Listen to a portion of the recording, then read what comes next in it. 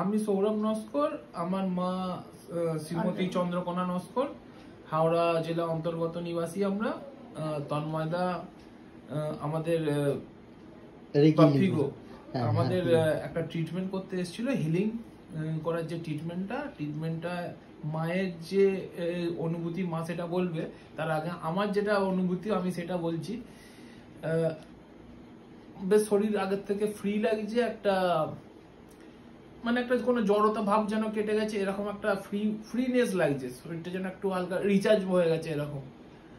আমি মানে ঘুমাতে চাইছিলাম না, তারপরেও কি করে যে আমি ঘুমিয়ে পড়লাম, তারপরে আমার এই ফ্রিটা ব্রেনটা একদম পুরো ফ্রি লাগছে।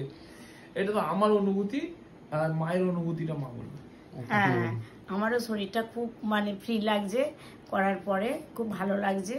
আমিও এটা করার পরেই আমিও ঘুমিয়ে পড়লাম, বুঝতে পারলাম না, মানে এতই শরীরে স্বস্তি লাগছিল, আরাম লাগছিল আমার এটা করার পরে।